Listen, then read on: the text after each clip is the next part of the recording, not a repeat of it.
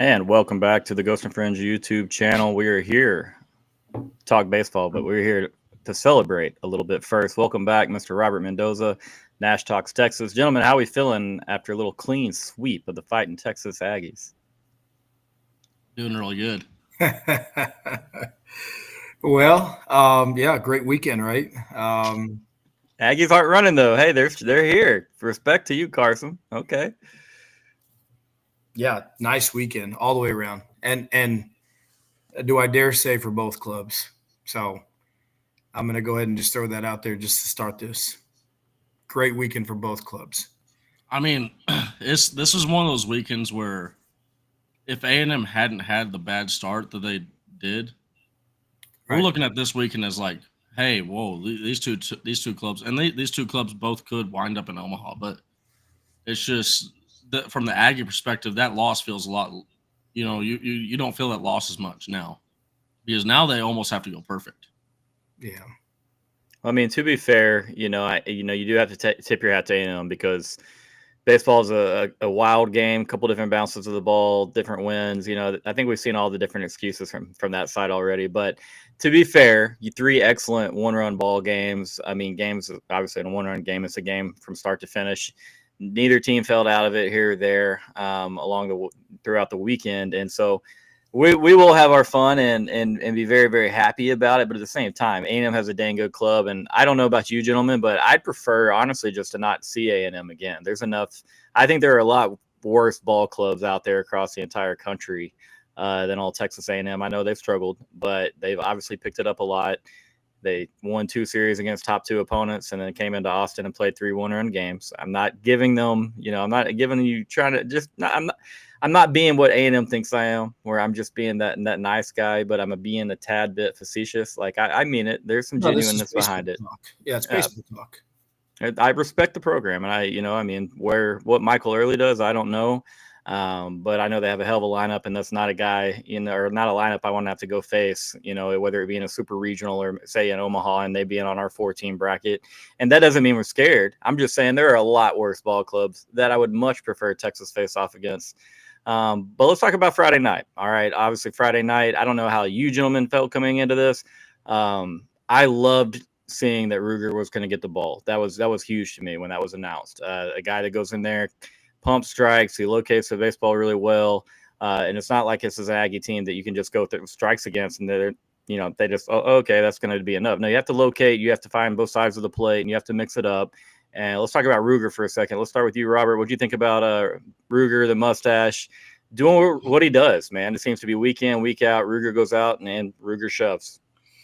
Yeah, I think, man, I don't know if Ruger can hear me when we're at the games live, but I'm the crazy guy that yells out from the top of my lungs, "I love you, Ruger." Like, that's how I feel about the kid, man. And I sit right behind his family, and just an amazing family. And it's so cool to get to hear them talk about Ruger and just some backstories about him. So I feel like I know Ruger from that side of it. And then to just see how enthusiastic he was and how humbled he was to get the ball. And to hear him talk about obviously the post game victory and all the stuff that he said, I couldn't be happier for a young man who's out there just grinding and being athletic. And I know Max Weiner, he does the athletic pitchers fielding practice, and what a time for it to pay off with that double play on the comebacker. Ruger's out there smiling, having fun, just getting after it, competing in the zone, and executing for the team. But most importantly, I saw a kid out there who was comfortable in his own skin. The mustache was rocking Friday night. It had a little extra gloss to it, and man, You know what I mean? It was like, dude, this is the guy that Texas needed to step up in a big situation, and I think he delivered, obviously with the score, but I think he delivered in a lot of ways. I think he exposed a lot of hitters. A&M coming in so super hot and doing what they do. I think he exposed a lot of hitters, and I think when he exposed the hitters on Friday night, that allowed Saturday and Sunday for our pitching staff to kind of learn some things and then execute themselves. And I felt like that put us in a position throughout the entire weekend. So his outing wasn't just about the win, obviously 2-1, 5.2 innings pitched. He gave up 5 hits, 3 strikeouts, like against a good hitting team that's hot coming in. What a stat line. And then to see him just come off the field, horns up, enjoying the moment, it just felt like, golly, next man up mentality for sure when someone goes down. But it's like I just want to see them get out there and enjoy the moment and not press like they have to be so perfect. And man, what a good start to the weekend with Ruger on the mound. You know, it's easy to see why he's comfortable in his own skin because he's got both sides yelling, "I love you, Ruger," at the top of their lungs. I'm yelling it from somewhere else, man. I mean, he's getting at both eardrums. Yeah, no, it's great that y'all are. I mean, obviously you're gonna support all the guys, but I mean, that's how everyone feels about Ruger. I feel like I can imagine there's a lot of other gentlemen and ladies out there representing him the same way. I mean, he's won our hearts over so quickly, and this is a good point right here, Clint. You talk about a guy that he doesn't have a lot of experience, but you put him in one start, you put him in the arm farm, you give the kid some confidence, and now you can see it oozing out of him every single time that he gets out there and makes his start. And I thought it was huge to give him the ball on Friday. To me, a very obvious call. Nash, I mean, you were there, you're live. What's the environment like Friday night at the Dish? I almost said DKR, football always on the mind. But at the Dish, it might as well have been DKR, dude. Like, talk to us about the environment. I know we're talking Friday night, but specifically on Sunday, I didn't see you, Robert, yet. If you were there, I'm not sure if you were at the game, but that was the one time I've ever felt like I'm at a football game. Like really? just the noise, like it was penetrating my skull. Like it was that type of noise when we took the lead with the Adrian Rodriguez home run. It was just, I mean, like, and then when the sweep went through, like it was, you could feel almost like this weight being lifted off of all the fans' shoulders, right? Like the monkey, that A&M monkey's been taken off our back. And, that Ruger Riojas ground ball double play. What a stud. That, I mean, the Dish went absolutely nuts when that happened, and rightfully so, because it was just like, I mean, and speaking of the hat that I'm wearing, we were talking with Jack before the game on Friday. He was sitting there right next to me, and we were just like, "What the hell did we just watch?" Yeah. Like it's just unbelievable. Like, to field the ball so cleanly, not hesitate, off platform, throw a strike like dead on, and bang bang bang bang. Just that environment couldn't be topped. The part I liked about that double play the most is, that's, I believe, the top of the 4th inning. We had just broken through in the bottom of the 3rd and broke a bit of a nervy start for both sides at the plate. You can tell a couple guys might have been pressing on both sides, really trying to just do a tad bit much, and that's common at this level. Big time rivalry. Obviously, a few backstories and storylines in this series, but I believe he gets Caden Kent out to start the inning. If anybody doesn't know, that's Jeff Kent's son, former MLBer. I think they mentioned that a time or 3 on the podcast or on the broadcast. I know you guys were there live. I unfortunately had to postpone, but yeah, they mentioned it a time or 2. And then he hit Harrison there. Ruger hits Harrison. I don't know if it was an 0-2 pitch, but I want to say that it was. And then so it's like, okay, we're going through the second time in the lineup. We're here in the middle of the Aggie lineup. How does Ruger respond? And to me, it's the off-balance throw, the confidence that he has in himself.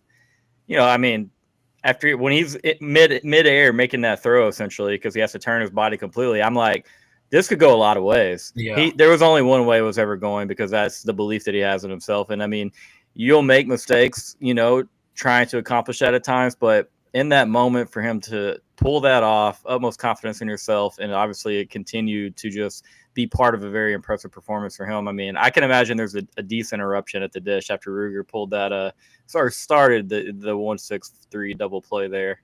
One thing that I love about specifically this Max Wiener coach team, they are always, every single time, looking for the lead runner. Like they're like a lot of teams have this mentality: if they field a bunt, okay, we're going to one, we're going to the safe They're place, playing so safe that right? yeah. And but it's also they have such athleticism and they're fielding the ball. So like Max Grubbs, he bobbles the ball and he's pissed off. He's like pissed at himself that he bobbles the ball and he can't go get the lead runner at third, but he still has time to gather his crap and then throw the ball to first base and get that safe out. But I love watching this team and the conviction that they go off the pitchers, the conviction that they take with fielding the ball and then trying to get not only a double play but the lead runner, because it's paid off multiple times this year. Yeah. And, the athletic fielding practice that Slosh mentioned today that Max Wiener does on, I think it's Mondays and Wednesdays, where the guys are out there, turning double plays, working at shortstop, working at second base, covering bags. Up to this point, if you noticed, there hasn't been a pitcher out of position. So the Max Grubbs ground ball double play, let's just talk about that for just a second. The ground ball double play there, he's in position covering that double play that honestly, I don't know the percentages on that ground ball double play. Very rarely have I seen a first baseman deep like that in a deeper position with no doubles turn the double play. I don't even remember the last time I've seen that play, but we work on it so much. Like I said, that's like the only time I think I've ever recalled someone executing it. But Max Grubbs is in position and he's on the bag. So it goes back to everything that they're doing that's intentional. And I think Schloss said that today when in his interview. He said, we practice a majority of things that we're going to see in games. We don't spend time on things that we may not see. So the bunts, you see them in a big bunt coverage situation that was blown by A&M. That came back to bite them in the butt. And if you execute enough and you do the right things and you bunt the ball where you're supposed to bunt it, like we saw against A&M, or we saw A&M, the bunt doesn't go to first base, right? You have to know as a player, when there's a runner at second, the bunt always goes to third because he's occupying the bag. He's got to read that angle velocity to come get that ball. You're not bunting the ball in the correct spot. That's a massive mistake. So those are the details that I think when the defense is making plays, pitchers especially. Just come on, like that puts pressure on the offense that they have to be perfect. Yeah, that play that you talked about, the final play where Kimball Schuster turns and he's deep in the hole at first. I love that also too, like on his part, and this is something you see with, it doesn't matter what the fielder is. There is zero hesitation, and they just go. And he turned, he ripped that thing to second base, and here's the crazy thing: it was an amazing throw.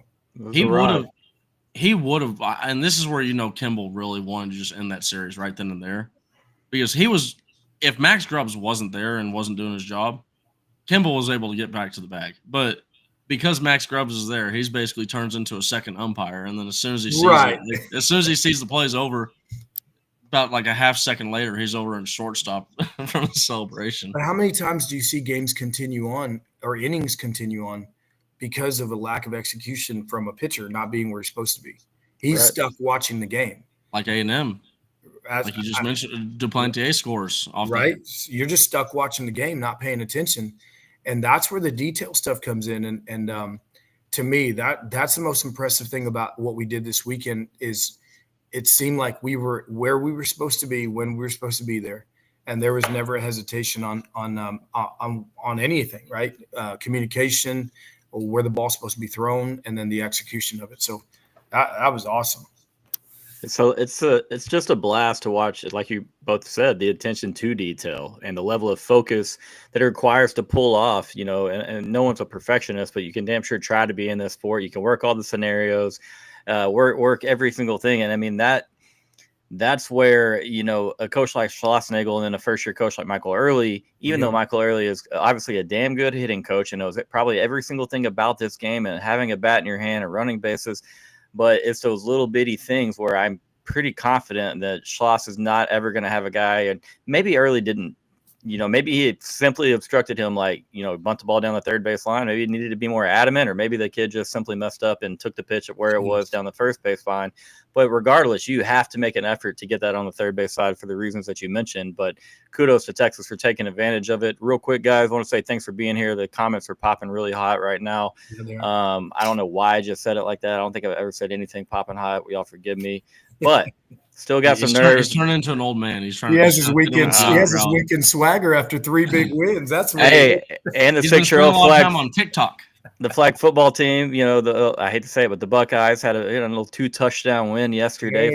First win of the season. They climbed to 1-1. So yeah, I mean, a pretty dang good weekend outside of the fact that I did have to miss Friday and Saturday's game due to a little bug going around the house. But most importantly, guys, thank y'all for being here and watching the show. If y'all have not, please throw a like on this video for Mr. Robert, Mr. Nash, and myself. And if you have not subscribed to the channel, go and do that real quick. If it's not become kind of obvious by now, this third straight week with Mr. Mendoza, and we'll be back next Monday. This gentleman's kind enough to take some time out each week to spend with me and Nash. And I'm being honest, Nash and I are pretty dang giddy about it. We love picking this guy's brain and learning more about baseball because this guy knows it all. So glad you're being here. And with that said, Robert, touch on this a little bit. I mean, I know you're a big fan of, as far as a baseball coach, of David Pierce, and he's a great guy. But what's the obvious differences to you that you see between the Schloss's team, and obviously it's not just his team, everybody's a part of it, but between this team now and teams that you've seen in Texas and David Pierce before? I think there are a few things. I think, the Augie, let me go to the Augie bunts real quick, like sacrifice bunting and runner on first, automatic bunt, runner on first, automatic bunt. And you continue to you only have a certain amount of outs to play with. So every time you lay down a bunt and the defense executes a simple out to first, it really buries the amount of times, the amount of opportunities that you have. There are times when bunts are required, and bunts open up an offensive platform for you to do some damage with. But then there are times where you have to let the guys swing, right? And trust your guys to be able to, hit balls in the gap and do all these things that you work on in the cage. But that's a massive difference, is that when you look at Pierce's offense, it kind of mirrored Augie Garrido's offense.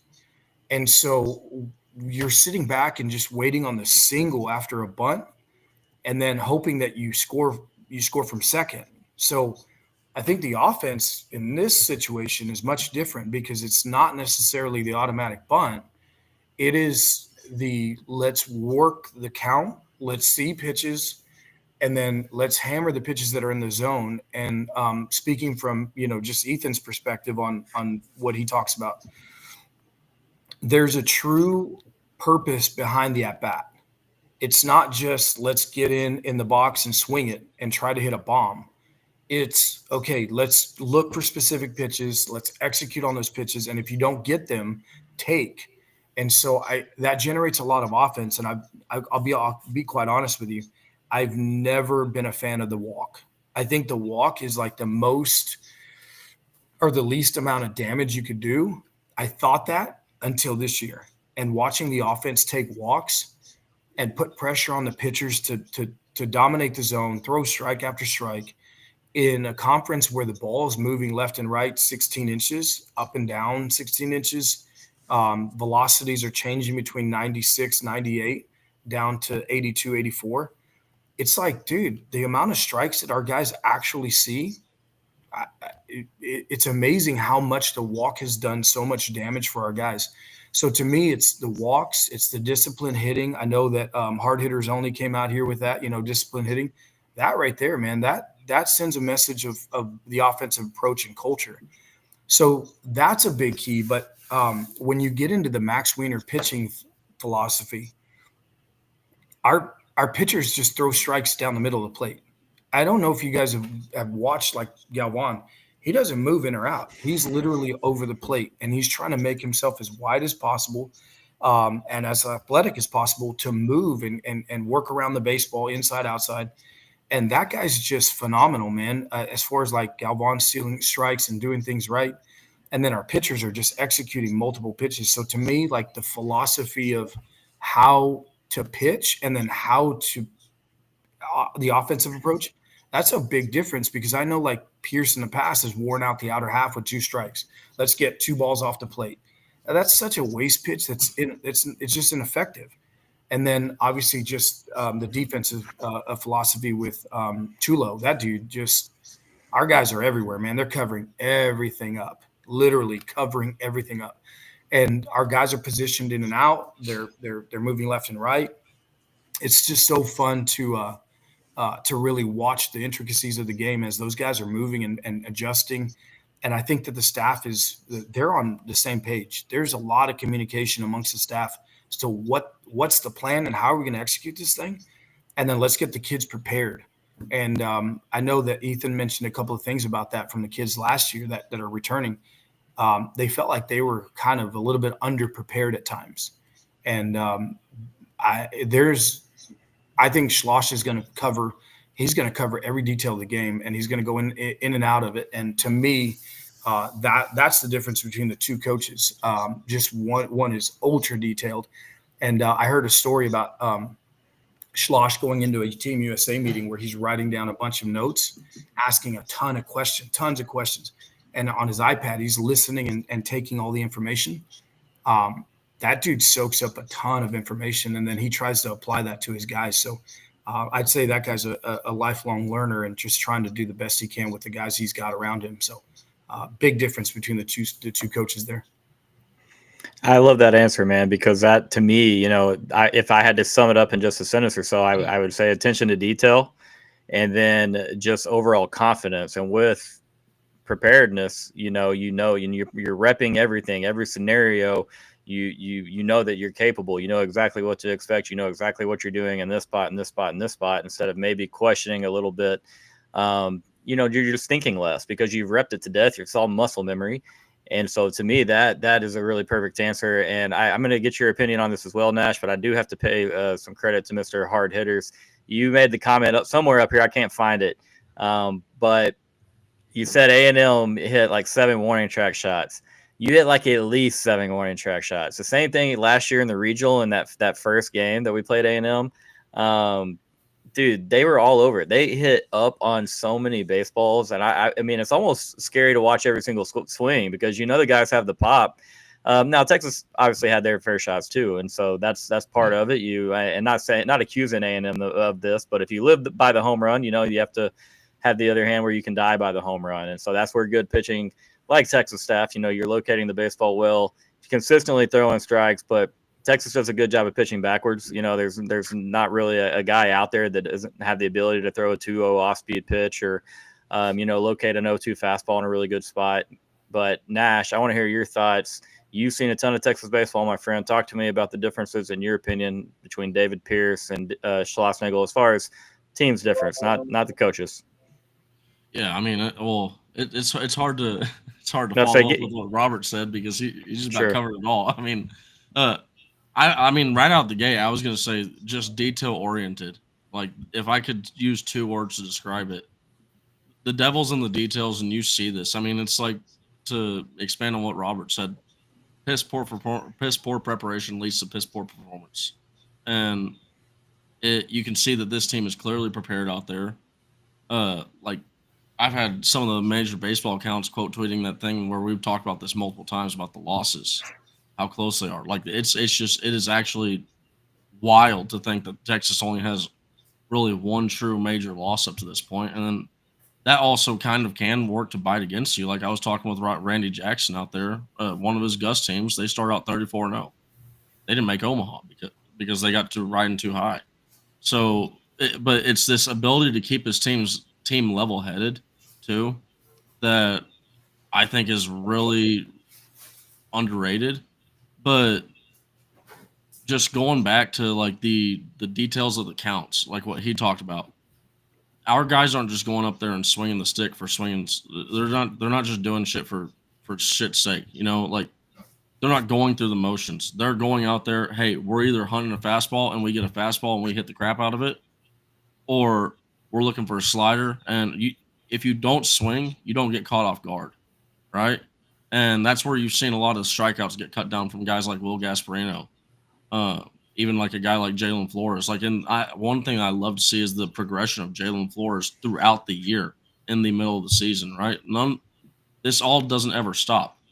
But just to like add on to like the detail oriented, if you ever watch a guy, watch as soon as they get on second base or third base or first base, they immediately turn to the outfield. They immediately start hunting down, okay, where are my guys? Where are they located? And if you get to watch them before, you'll notice, hey, they're watching the other team warming up. It's all these little tiny things, and it's cliches for a reason, right? But it's all these things that they seem stupid and they seem just, inconsequential. But when you start to do all these things together and then you combine it and you go out there, you're playing damn good baseball that really and I love that this team this team never plays the opponent. They've never played the opponent they haven't played the opponent one time this year. The moment that you start playing the opponent is when you start losing games because you start focusing on what they can do. Mm-hmm. Texas only focuses on what they can do, and they understand, hey, there's a baseball, we throw it, it gets put in play, and you react off that. If you handle your shit and you do it right, it does not matter what happens. It doesn't matter how the ball's put in play. It doesn't matter when you put the ball in play and then the A&M outfielders jump 20,000 feet to catch a damn ball like 6 times, right? You just keep on hit over and over and over again. You put a bunt down. You start stressing out the opponent. You put the ball in play. Watch our guys round bags. If they take out every last inch that they can get on the base path, and like Ethan Mendoza, ball 6 feet away from home plate, catcher doesn't know where it's at. Ethan takes advantage of it, gets slided into home plate. You got guys like Kimball Schuessler. He's telling Rylan Galvan, slide. He's watching dead on the plate. Okay, I saw his hand hit the guy's foot, and his hand never hit that plate. Go touch the plate so they can't review it. Right. It's all these little tiny things, and you could go find a tiny thing in every single game, and it probably could be the outcome between a win or a loss, unless we just absolutely beat the shit out of the opponent. But man, that's probably just my biggest difference that I've seen between this team and the David Pierce team, because the David Pierce team is close to being this team. Like this is largely the same roster, but it's at the same time it's just a completely different team. Completely different team. I think that's more than fair to say. And I mean, as you just said, this is a very similar roster. So you have to give, as Robert's mentioned before, a Nolan Cain big time credit, as well as other coaches. But you talk about the mental side of the coaching for Nolan Cain and his approach there, Robert. Any thoughts on that, and maybe just how big it's been? It's like Nash said, they lock in, night out. They have so many people telling them, hey, we love you, Ruger, we love you, and how great these guys are, and how, they're the best team in the SEC, and this yada, yada, you're going to host a super. How is it difficult for this group to stay grounded, Robert? Or do you, from what is this, not too hard of a coaching job for Coach Cain? You know what? Within the system of Jim Schlossnagle, it's not like, oh, look at us, rah type guys. I don't see that at all. What I do see is a group of guys that are sold out to the process, and the process, as long as the coaching staff is, which is what they're doing, they're just consistently preaching the process. They're consistently preaching brotherhood and culture, and be excited about your team and be excited about what we're doing, and root on your guys, because at the very beginning of the year, I know there were guys disappointed about, hey, I didn't get to start at Globe Life. I didn't get to start here and there. But if you stay on that top rail and you're really about Texas, you're going to get your shot. Everyone in the dugout has, at some point this season, has had their number called. And that's how we found Jonah, right? That's how we found A-Rod can play left field, right? Who would have thought A-Rod making plays like he's making, those types of things. So to me, it's not about the wins and losses. I think it's about the team and the culture, and that's super helpful as a baseball player because you do get caught up in the scoreboard. But if you notice, every night it's someone different. Uh, J Flo hit the grand slam down at Texas State. And it's a massive swing. J Flo had a decent weekend. It wasn't like he was consistent playing defense. There wasn't like a whole lot of home runs hit by J Flo this weekend, but he was super consistent and he did everything he could to help the team. So then you take Ethan, right? So Friday night, uh, what are we doing, right? You throw the quote out there, and dude, you go up there and eat K's for breakfast, and I'm heated just like everyone else is in the stands. I've got my hat, over my head, my hand. I'm like, oh my god! And then Saturday comes out and contributes. So everyone is contributing. So I don't think it's about the scoreboard. I don't think that they're caught up in the number one and all that stuff. I literally think they're focused on each other. And that's super helpful when the culture is just that. The coaches that don't have control over their environment and their groups, they get caught up in the number one. They get caught up in the rah rah me. I hit a home run, all that stuff. Man, Jonah's at the top rail rooting on A Rod in left field, dude. A 17-year-old kid who just graduated early and went to college. I'd be selfish and be like, man, I want to be on the field, dude. Like, and that's not what's happening.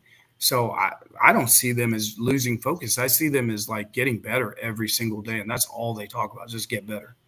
Yeah, I think.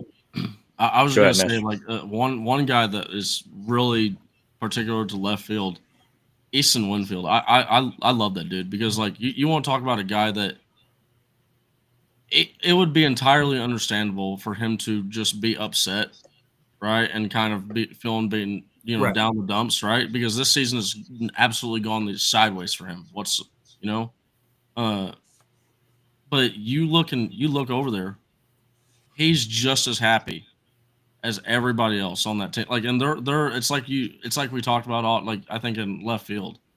Like they're spending time as a team. There's no little individual groups, right? It is all one team, and they're going out and they're having fun. They're not doing things that they're not supposed to be doing, right? They're abiding by the curfew, right? But they're doing things everything as a team, and that builds a brotherhood. And then you mentioned guys stepping up. Well, how about a Jaden Duplantier who has been Dude, struggling, and then he comes into A&M and hits 375 on the weekend come on. with some clutch. I think two clutch doubles, at least one clutch double. But I mean, like, and then a good RBI later on. Like, I mean, like you A want to talk big about RBI on Friday making, night. A you want to talk huge about RBI. yeah, you want to talk about making an impact, man. Like And played that's great one guy defense. that I couldn't have been happier for watching him go out there and make an impact, and not only make an impact, but similar to y'all, the Duplantiers are just such a huge Longhorn family. So to watch him and his brother, it was actually really cool to watch that play where Duplantier pitched it and then the other one got the ball, and it It's went just from awesome. Duplantier to Duplantier, man. So Yeah, and, it's just and to your point, then he plays great defense. And I was hanging out with Dad in left field during the rain delay, and man, he's just smiling and happy and like just all get out. And I think that comes from the parents, the top down, like, hey man, just get in there and get after it and enjoy being a Longhorn. But man, that's a great point. How locked down the second base been. Since Ethan stepped out of there. That's let's go. Let's keep going. Let's keep doing it. We didn't lose a step there. That's phenomenal. well, and now you don't force a guy like an Ethan Mendoza to Right. come back too early. Like, hey, maybe we need to force his arm back in earlier. Now it's just, hey, look, you just you just hit, do you until you're good to throw, and then when you can throw, we'd love to have you come back in the field. Yeah. And then Or, now, or I mean, maybe at even this, keep it the same. Like, well, I mean, but at this point, so this is the crazy thing, right? So when Jonah Williams is healthy, Ethan Mendoza is fully healthy, and then you also got A Rod's getting back to full health, and then what if we add a Max Blue healthy in what there? if Max Blue Like, came back? okay, so now all of a sudden you have not just one option, you got two options, you got three options, you got and then with Jaden Duplantier and not Ethan Mendoza, A Rod able to play both left field and second base. They both played those positions this year. I mean, like the amount of combinations that you can work in, and then you can pinch hit guys, you can pinch run guys, you can work things, and then you're also not having to worry about, hey, I'm not losing anything defensively. Like that's usually the big question when you have to pinch run somebody or pinch hit somebody. You're like, okay, am I willing to make the sacrifice defensively Right. later on in the game? You don't have to do that now. It's just like this team could get really, really dangerous. Yeah, and that's to your point, like these guys are mixing in and out of positions and they're holding it down. To your point, we don't have to make panic moves, and there's a lot of depth. But how many ground balls has gone into Jaden at second base? How many times has he taken tons and tons and tons of ground balls, knowing that, hey, I may not play tonight, I may not play next week, I may not play in a month from now, but he's been repping every day to try to put himself in position. And then A-Rod out in left field. Man, what about Tommy Farmer in right field, making plays off the fencing? Running into the fence, full Tommy, speed. yeah, Tommy, you were in left field. Now you're in right field. Okay, what else can you do, right? And then Galvan was out for a little bit. We've got help there. It's pretty cool to see. It really is to see that the kids are bought in. But if you get your number called and you contribute, just even if it's a little bit, you do feel like you're part of the group, and that's a special key. I said this last week. That's the magic to South Lake Carroll baseball. Everyone gets to play. You get a role. You get a part. If you were good enough to make the varsity roster, you will get playing time. And then when we get to June and we're trying to win a state title, everyone's pulling the rope, even that late in the year when they haven't had that many opportunities. And that's kind of the same philosophy here that I'm seeing. Yeah, you feel ownership. Right. I mean, you're a part of it. Like you said, you have guys up on the top rail rooting for guys that might be playing the same position as them. It's not always the case, and that's why I think it deserves the recognition that you guys are giving it. Because I mean, and I'm not saying at Texas, but like at the top level in sports, sometimes there's just a guy here or two there. And Nash, you mentioned a little click here or there that maybe wants to do things a different way, or they do things a different way, and that's where you start to have cracks in the surface. And so for me personally, I've been excited for this part the entire ever since Saturday, man. I thought this little 5-minute, I need you to talk as long as you want to about your kid, man, because Saturday was awesome. Take off the coach, and I know you're big on praising everybody, and I love that about you. But let's hear how you felt watching Ethan go 3 for 4 at the plate, had a 2-out solo shot to kind of tie things, and a little bit of boost of energy throughout the dish. How cool was it, man? It's amazing. It's amazing to see what the little one of the. I think he's the littlest kid on the field. I think he's the smallest kid on the field. When I look out there, I'm like, golly, these guys are monsters. And then he just, he got in there, he worked the count, he got into a 2-2 count, and he tattooed that ball into the Yeti yard. And shout out to Yeti for the big sponsorship there. That was so cool to see the video that was replayed out in the Yeti yard as the ball was flying into the fans over there, and the beers flying. And I saw a tweet. It was so funny. I saw one of the, I don't even know what to call it anymore, if it's X or Twitter, I don't even know. But anyway, somebody said, man, kick this jerk out of here for throwing beer all over us and all that. Like, okay, it's a baseball game. These college kids are super excited. Beer's flying everywhere. It's a massive party in the Yeti yard. Heck yeah, let's freaking go. Throw whatever you have up in the air. Let's celebrate. Let's party. Because I know inside, I was going nuts, man. I think I came home to watch Lincoln's tournament. He played, my 11-year-old played on Saturday. So I was at his game, and then we rushed home and turned it on. Man, as soon as I saw that ball leave his bat, I passed out. I literally blacked out for a little bit. I was on the ground screaming my head off. And it's like, hell yeah, let's go, man. Tie game, 1-1. I'm watching him go around the bases, giving love to left field, throwing the horns up. Like, dude, I think he gave the president of the United States, everything. He's going bananas. I'm like, dude, enjoy the moment. Enjoy the freaking moment. And it's just so cool to see him flourish in a key situation and tie the game up, give the offense some life. And it was like, dude, okay. So then he comes up and he hits the ground ball in the hole. Man, he's trucking as hard as he can down the line. I'm going banana, run, like he's safe there. Sparks a little bit of life, and it's like, okay, you can kind of see it. But then, to me, the most impressive thing was that 2-out base hit from Jaden. What a clutch, gritty at bat to put us in position for Ethan to drive that ball into the gap. I think it was a 1-out hit. Drive the ball into the gap. He was hammering the fastball, and they were throwing him inside. And one thing about Ethan that I love is like he called me on Friday, and we were talking, and we're going through his at bats and stuff. And I'm sorry, Tulo, I love you, and I love what you do. There's that back and forth battle of like, what are you getting? How are things going? What are you seeing? Right. But I told him, I said, hey, they're hammering you inside with fastballs. You know that, right? He's like, I know, Dad. I can't believe it. Like, I don't get fastballs like this. So Saturday going into it, he was looking for the fastball, and he got that again. So he drives the ball into the gap off the fencing. The guys in the Yeti yard, they're going bananas, yelling at Laviolette as he's grabbing the baseball to chunk it in. I mean, what an awesome little scenario there, and a piece of time that I'll take with me forever. But they're yelling at Laviolette. He's throwing the ball in. Here comes Jaden, man. What a great read off the bat.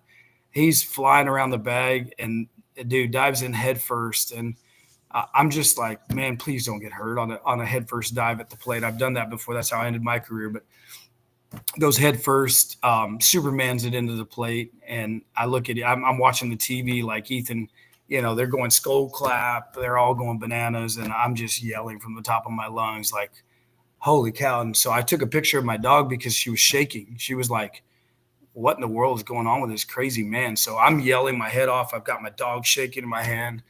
And then to just walk away with a big victory on Saturday and win the series, like that to me was the best part of it. Yeah, your kid does great and all those cool things and everything that led up to it, right? The pitching and everything. But to play a big role and get some key swings on pitches that he knew were coming. And then Saturday he called me and he's like, Dad, did you see it? I'm like, dude, come on, bro. I nearly killed myself. I nearly passed out. No one was going to be here to revive me, not even my dog. She'd be looking at me and let me go because I was screaming so hard. But he goes, I'm not going to get any fastballs tomorrow, am I? And I'm like, I don't know what you're going to get tomorrow, but whatever you get, you just keep hammering, and that's all that matters, dude. Just keep the team winning. So I got to talk to him for about 20 minutes after the game on Saturday, and he was just super happy for the team, for the win, everything. And I texted a couple of guys. I was like, hey, send him up there to left field and let him go fire off that cannon about 100 times, bro. I'm so happy for him. I mean, that's how it should be, man. Go fire that thing off. And obviously, we won't go into full details, but for you guys watching, I mean, there is a little bit maybe more to the A&M logo as far as maybe what lights a fire under Ethan, than your standard opposition. And so, yeah, I don't know what you're talking about, Nash, but we got to address. Hit 2-out. It was 2-out hit. It was Jaden's hit was a 2-out hit, and then consequentially also Mendoza's was a 2-out double. And his home run was 2 outs too, correct on that one? 2-out double in the 2-out solo shot. I know it was a 2-out homer. I thought it was a 1-out. So both times were both RBIs were 2 outs. Jeez. I do have to pull this comment up real quick. Mr. Willis, for one, thanks for watching, man. I don't know whose ass we're kissing. We've kissed both teams' asses at least a little bit, but if you're an Aggie, I get being hard on yourselves at the moment, but at the same time, I mean, it's like you came into Austin, your starting pitching was as good as it's been all season. It's been the best it's been in weeks against a pretty dang good Texas lineup, albeit we do have a couple of injuries that may be keeping it from its max upside or ceiling. But we did have some of these guys who stepped up huge this weekend. We just talked about JD and my others stepped up. But point is that I think it's funny because I did post a tweet today, Robert. I don't know if you saw it, but I said I've learned that whether you're talking ball or you're lightly trolling, you're always going to piss somebody off. And so, Matt, I'm not going to be sorry for saying that your baseball team actually played decent baseball. I'm not saying you played amazing. Okay. It's not like we're saying that, but things could be a lot worse. You could have got your teeth kicked in and you're very much in all 3 games. And so quit making it difficult to talk ball out here. Y'all are wild, man. We're paying a compliment and now we're celebrating and moving on. But it's funny because I tweeted that today and I was like, it won't be long until this. And yeah, and here we are. So, yeah, but making your point, guys, the 2-out hitting, the never giving up in the bats, you again, back to what y'all were talking about earlier, the big differences we've seen in a couple of previous years editions of Texas baseball compared to this. They're definitely a different mentality, man. Yeah. And to go out after you already won the first two games and semi-dramatic fashion Friday and Saturday, and to go out and start in a 2-0 hole, in the top of the first inning, to rally back and win. Huge national. I'll start with you, brother. What were your main takeaways from Sunday? Give me a couple players that maybe stood out to you that maybe not carried all the weight, but that we had to have the performance that they gave us. Shit, I mean, I'll start out with the player that stood out the most, and it's not a Texas player. Sorrell, that dude is legit. I mean, good God. You're going to get us in trouble in the comments. I don't care. I don't give a shit. Listen, let's get them in burnt orange then. Let's get Soriel in burnt orange. That's what I'm saying, man. Shoot, dude, I mean, that's a hell of a player right there. I want to see him in burnt orange, dude. Get him at whatever one of the positions we have. Let's really open up this chat now. You know what I mean? Like, here's the thing: is like that was one of the best catches you'll ever see in your life. Like, I don't care who you are, right? Dude, he was fully parallel to the ground. Dude, fully parallel. Arm was as extended as you can make it. Legs are fully out. I'm pretty sure his toes were pointed. I mean, like, it was insane. And then to watch, like, and then of course, who does that happen to? Kimball, of course, right? Like 108, by the way. It was 108 off the bat. I saw the graphic that they put out for the stats, and I'm like, yeah, that 108 was probably the one that Sorrell robbed. But so of course Kimball gets robbed. Like, if there's a player on our team that's going to get robbed of a hit, it's probably going to be Kimball, right? That dude is just unfortunate. But then you got Tommy Farmer. He hits one off the wall, but Sorrell, he comes down with it. Lavalette, like, I mean, their entire outfield was amazing. But I mean, on Sunday, just some guys that stood out to me. Obviously, I'm going to talk about Kimball Schuster because that's my guy. I love that dude so much. Kimball's a dude. And then, like, the former Aggie, right? Like, you want to talk about a guy that wanted to solidify this game and solidify the series. Like, that was him, right? And just the defense that we've seen. I heard some people, like, near me in the stands. They saw that fly ball on Friday, and they're like, "Oh, Kimball's been bad at defense." I'm like, "What are you talking about? Like, have you been watching baseball, or are you just watching one fly ball that Kimball honestly should have been called off on?" Right? Yeah. Oh yeah. If we're just being honest, but all that aside, I mean, you also got to go to Jaden Duplantier. I mean, Adrian Rodriguez hitting the home run. Like, I mean, that couldn't have been better considering all the comments that we had earlier in the year where they're like, "Who? What? Who's this guy that would have been an A&M? He'd have been a bum. He wouldn't have been on the roster. Never played. Yeah, would have never played. Wouldn't have had that bat, right? All that stuff, and then he goes 3 for 3 with a good old dinger. Taco. Yeah. From the left side, like, I love the Kyle Peterson call. He's like, yeah, he may never hit righty again. No, seriously. But he made that play down the left field line. That was a double he took away from Kent, by the way. Yeah, no, it was. Kent went over with a lot of hard contact. That play right there, I think if that ball gets down, the at bat later on in the game is a different at bat. Makes sense, yeah. Yeah, I think that was a massive play, more than people realize. Yeah. What about Dre Duplantier coming in? And I mean, yeah, he gave up only 4 hits over 5 2/3 innings. I know he kind of paid the max price for giving up 4 hits. He did give up the 3 runs with it, but I mean, against this lineup, like, I'm taking it, especially getting out of the pickle that he came into in the second inning. You got to be dang proud, man. That was really big of Dre to come in there, and again, another guy that's confidence is growing, and you can see that. Yeah, I love. I think me and Robert were actually talking about Dre a couple days on Friday.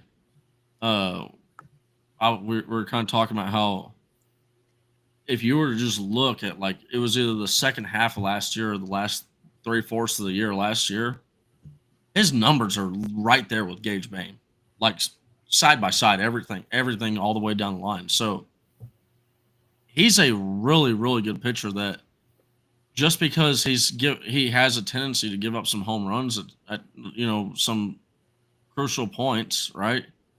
And not tendency, but he's done it in the past.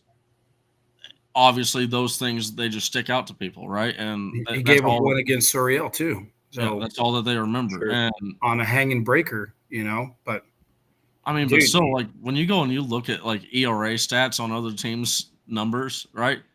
A lot of guys, if they have 4.75 or like under 5, like pretty that's one of good. their best pitchers. And Yeah. he's playing one hell of a season right now so far. I love it too. Like his answer to, like, he was talking to the media after, and he was saying, to be able to wear Texas on my front and not have a name on my back, like how much that means to him. It, I think that's one of the coolest things about our jerseys, and it shows the, like, guys like Ethan, guys like Andre, guys like Jaden, guys like Rylan, guys like Kimball, right? They just love playing for the University of Texas, and they love the University of Texas. Like Rylan Galvan, I got to talk to him after the Sunday win, man. Like on the corner of the street, I was walking home really late, and man, I could not be happier for that dude, because he was a guy that really, like, him and Kimball, we've talked about this before. They should not have been competing for the same position whatsoever last year. Like Kimball Schuessler, like looking back at it now, easily should have been playing first base long time ago. But just to see those two guys, right, and then like Rylan Galvan, he's not had a lot of people. He had a lot of stolen bases on him last year, but that was a lot of the ball's not getting to the plate quick enough, and people, they automatically assume it's because he can't throw down quick enough or anything like that. I remember, even me, I had a jackass take where he was on his went down to the one knee, and that I was also that old school head, get off your knees, type guy. But I saw him start to block balls and start to stop the ball, and you know what? If you're a catcher, if you're stopping the ball, to be honest, I don't give a shit how you do it. Just do you stop the ball, Just do it. right? Just That's do your it. job, right? Just do your job. Stop the ball and throw people out. And when guys are getting the ball to the plate quick enough, and you're able to throw guys out, and then also not just that, but you need the catcher that's your quarterback of the team. That is the only position on the field that can see every single position in front of his field, in his field of view. And to watch him, if you get to watch him out there, this also goes back to that detail oriented that we talk about. Every single time he's like he's going to Casey Borba, he's getting guys. He's like saying, "Hey, you're doing this. You're doing this." He's Communicates like, very well. If even if he thinks that somebody doesn't have a sign, he'll go back out and do it again, right? It's just all these little tiny things that he goes and he makes sure all of our guys are in the right position. And then it's just I couldn't be happier for all these dudes, because these are all like, and then like Jalen Flores, like these are guys that grew up Longhorns, got to play for the University of Texas, and they're in their later years here at the University of Texas, and they're doing something really special. Yeah. And to touch on Jalen Flores, man, like he didn't have the best of weekends offensively, but what about that steal of third? Like, it was he missed the sign because Schloss changed the signs, but he steals third, slides early, puts himself in a position where he's going to reach, over the glove and maybe step on the bag and steal a potential out there, where maybe he just gets lucky. Ball kicks off. It's a quick read to the plate. Bang, bang. That dude, he's safe. That's a massive run on Saturday. Okay, yeah, Ethan hit the double, Ethan hit the bomb, but we won 3-2 on Saturday. Right. That run was massive, man. So heads up baseball there. And then looking at Sunday, Andre threw 5.2 innings on Sunday, and he faced 23 hitters. When you think about facing 23 hitters with Suriel, Laviolette, Kent, I know some of these guys didn't really do as well as they wanted to as far as A&M side, because Duplantier just shoved, like balls moving left and right, so on and so forth. He makes a pitch and Suriel just hits it out, right? But he battled and he gave up 4 hits. That's pretty good. That's a big time, outing for him. So Duplantier did a great job. On Sunday, man, just phenomenal all the way around. You go to Saunier, dude, what a big time pitch he made there at the end. There's a rollover ground ball to first, the double play, I'm sorry, that was Max Scrubs, but Saunier threw a big time pitch, got a big time out, popped up Laviolette in a big moment. Like, dude, those are awesome things that were happening. But go to A-Rod. Like, A-Rod in left field making the play, A-Rod swinging the bat. A-Rod, I think he was 3 for 3 that game. I can't remember exactly what he did. On Sunday. Yeah, he was 3 for 3. 3 for 3 on Sunday. The bomb did not pimp it, didn't think it was going to be out, took off running, came around first base, saw it go over. The emotion and the passion of that swing encompasses not only who we are from freshman to Duplantier as a senior. Think about that. You have a freshman who was in high school last year, and then you have Duplantier who's a sixth year, right? That encompasses a group of guys who are all pulling in the same direction. So it was phenomenal to see that, but just guys contributing left and right wherever they could. And then to have 3 lead changes and then come back and win the game at the end on a Sunday after grinding out 2 long games, to have the energy and the focus to come back. That's where I'm like, we're not even hot. We're not even playing well. We haven't hit that streak of like things are just going so well for us. We're literally just playing good baseball. Just scrapping it out. Fundamental sound baseball that is SEC baseball. That's SEC caliber baseball. Is fundamentally sound where you're going to execute. You're going to give up runs, but then to come back and punch them right back in the face. Like, we're not going away. We know you're not going away. We want to make sure that we put A&M in a position where not only, are they having to scrap and fight for their lives in the playoff tournament or in the tournament, but potentially not making the tournament because they are dangerous. And I don't think anyone's kissing their ass. I think we're giving kudos to a good baseball team. That's okay. Like, we're talking baseball here. So if we're talking baseball, you don't want a bunch of guys up here saying that Texas is overwhelmingly great. We're not. We're fundamentally sound, and we're pretty damn good. But we just played a good baseball team. So to me, I think let's call that what it is. If you're a baseball guy, you know that was 3 great baseball games played in great conditions with amazing fans. Absolutely, well said. And I want to talk about a couple of Aggies because hard hitters mentioned it right here. You have a guy like Ben Royo having a career weekend, it seems. 5 for 5, man. Like you're saying, baseball is a funny game. You keep attacking. Texas holds Jace Laviolette to 2 for 9 with 3 walks, which when he's hitting second in that lineup and you've got a guy like Sorrell right behind him, I mean, you can't say enough about how big it is to mostly keep him off the base path. I know, I guess when you add 3 walks in there, he's still doing a good job. He's still good on base. He can add a lot more damage because one swing and he could have hit one to Bastrop himself. But any thoughts on the pitching staff and the work they did with Mr. Jace? I mean, you look at my face it's funny, the guy that basically is like the point guard for our show, like little moderator or whatever. Behind the scenes, Connor. He does he's Texas Homer, as y'all would know him. He's like laughing at me like mid game. He's like watching the game and he sees Jace Laviolette coming and he's like, Nash, you look stressful. I'm like, yeah.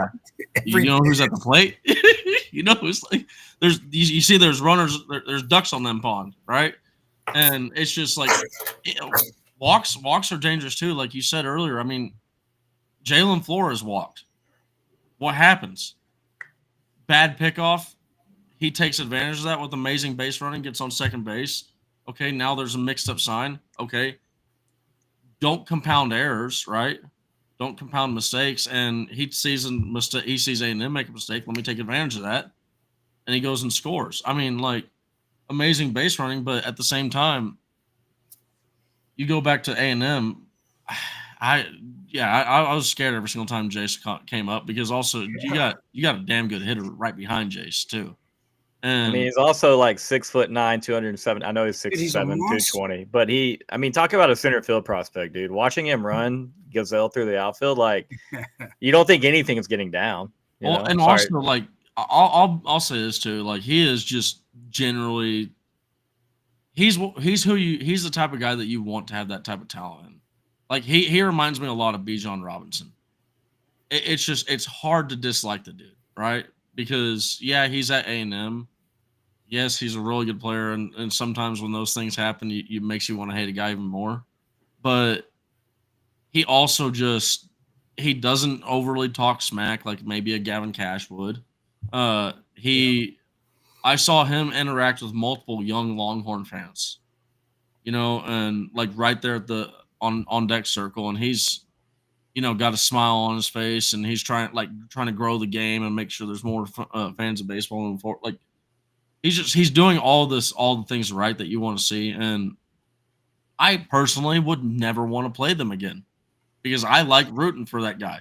Not as, and I root for him even more when he's not Nagy, but you go from him. You got Wyatt Hensler who hits like a 500-foot missile that goes foul, and then he follows that up with a double. So like that's why when you get like a guy like that, yeah, shut up. I might be talking to him right now, but like when he gets walks, right, bro, like when he gets walks, and then you got a guy like Hensler coming up right after him, that shit's scary, man.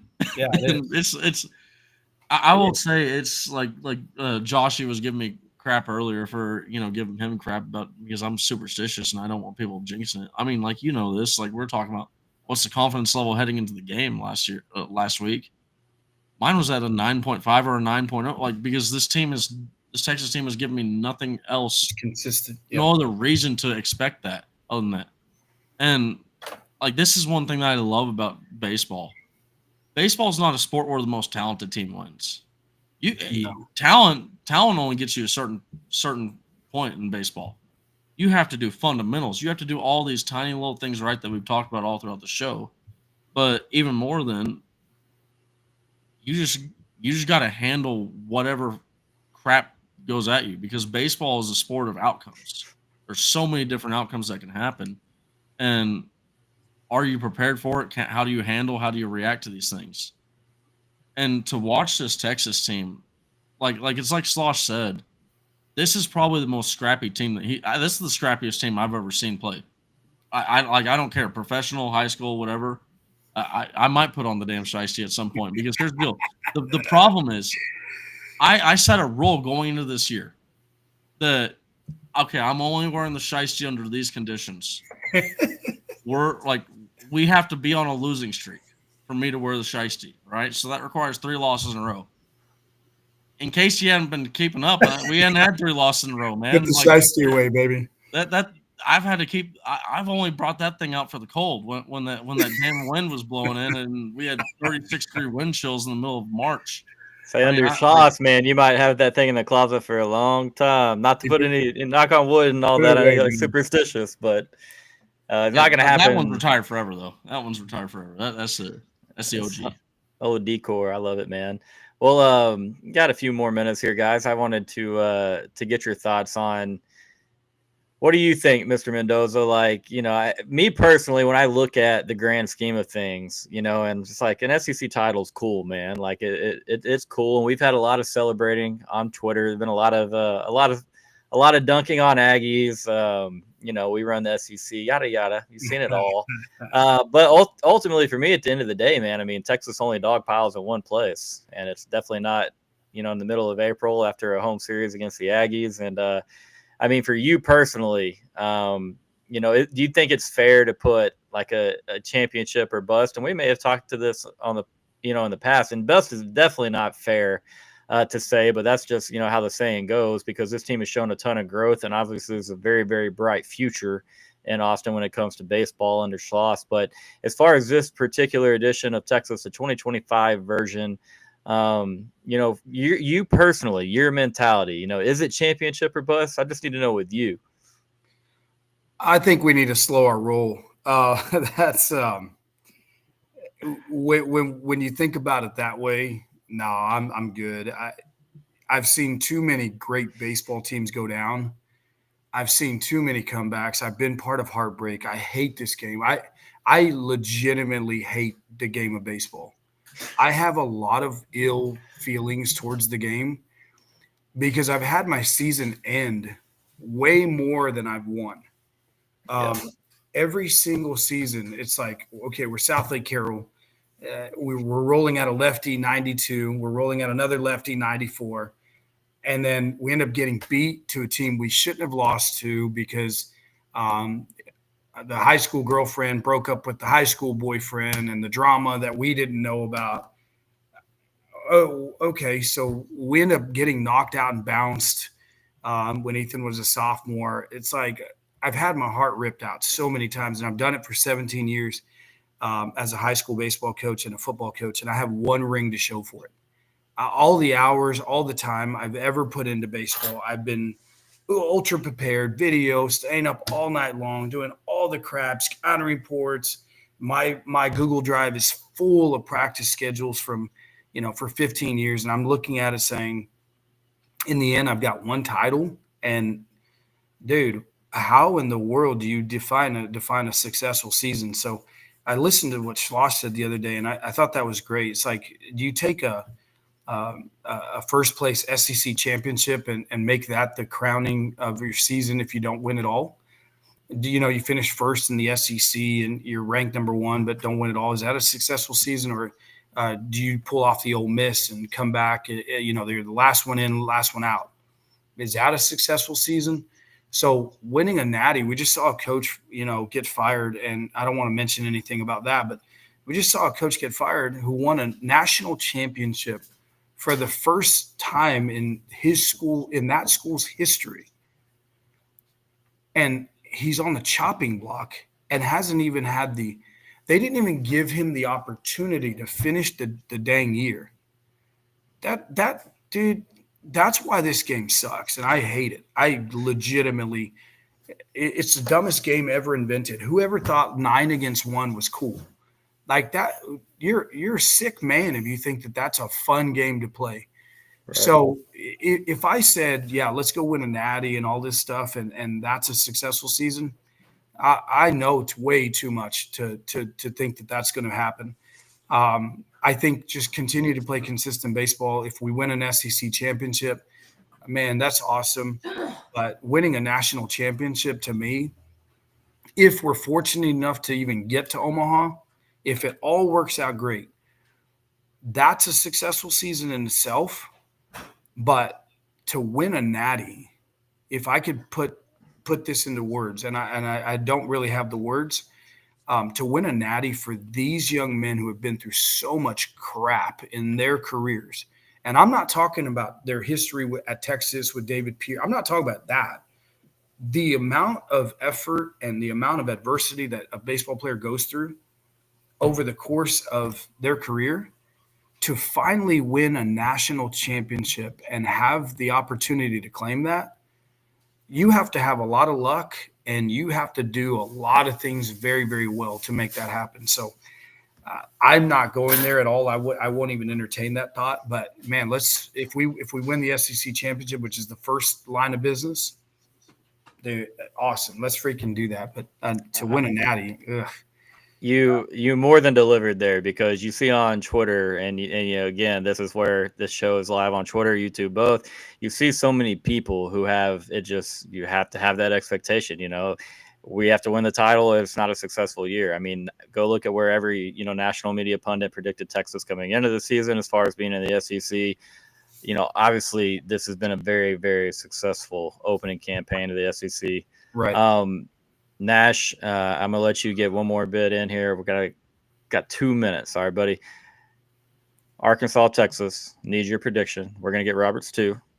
We didn't break down the series near as much as we wanted because we were having a pretty good time. We were. Give me your prediction with Arkansas, and then give me a confidence level behind your pick, because I kind of messed up because I had a Wednesday show with Joshy and with an Aggie, and she made the bet. Which, for anybody watching now, we're gonna have both an Aggie and a Georgia Bulldog on the show Wednesday night, singing the Eyes of Texas, because, they made bets and they lost the baseball. So that's going to be fun. But I'll let Joshy make his 3-0 prediction. And I should have got a confidence level, because I feel like somebody had to talk him into it, and he ended up going 3-0. But now he's got that chest out, rightfully so. He should. He did make the prediction 3-0. But give me a confidence level and a prediction, Nas. Well, first, I want to clarify for Robert. I was not laughing at you when you were saying all that stuff. I was more or less laughing at myself because you were saying, what type of sick person wants to play baseball? Well, I love playing baseball, man. So I must be terminally ill, man. I'm sick-minded too, I'm but man, I'm sick to the core. But Y'all are better than me, and and we've got the one guy in the comments who just he almost broke me. I'm gonna be honest. So I'm looking at you, Nash, thinking he's about to break you, but you're thinking about baseball, and I'm no, like, I didn't even just see any of that. focus on Robert. Focus on Robert. Bro. I'm like, I mean, it's such a true thing because like Augie Garrido, he hated baseball. He didn't give a shit about it. He's like, I don't give a shit about baseball. It's about teaching people. But to get back onto the Arkansas prediction, and I didn't give a prediction like last week. I gave a confidence level. So me and Joshy kind of did the opposite things. I had to give it 9.0 to 9.5. I'm going to stick with that on my confidence level. This team has given me zero reason to not have any confidence in them. All I've seen is if there's a close game, they're going to go out there and they're like, there's a lot of times last year and teams in the past where it's a 1 or 2 run game and the other team has the lead. And I'm like, we're screwed. We're done. Right. We're like, what the hell am I doing? Like, why am I a Longhorn fan? Right. Why did I choose this existence? Yeah, but Jesus. there you go, Joshy. I lured him out. I knew that I knew if I could say that he got talked into it, he would come back. Sorry, go ahead. Prediction, Nash. We need it. Let's go. I kind of got derailed on that one, man. But yeah, I'll go. After an emotional series, I really want to go 2-1, but I can't go against this team. I'm going 3-0. I mean, like this. Because and also if we go 3-0 and we sweep, you know they're going to be sitting there. They're going to after having all that, we hadn't played anybody ranked on the road. They're going to go, well, Arkansas has only won 1 of 2 out of every last 3 series. They're 3 and 6 in the last 9 SEC games. So y'all got them at the right time. It's going to be all that bullshit. So it is what it is. You just like Robert has said the team's doing. You just as fans, we need to adopt the team's mentality. Don't pay attention to that shit. Just move on. Yeah.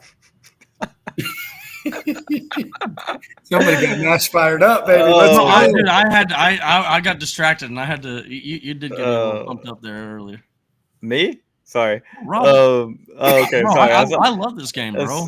Okay. Oh, that comment. Yeah, that's hilarious. Yeah. All right, Robert. Let's hear that. You said your official Nash. You're locking in a sweep, correct? 3 sweep. Yes. 3. Okay. Yeah. All right. What you got, Robert? If I'm blazing all the way up to Arkansas to go watch, Texas, Arkansas, I'm driving out of there with 3 wins. Period.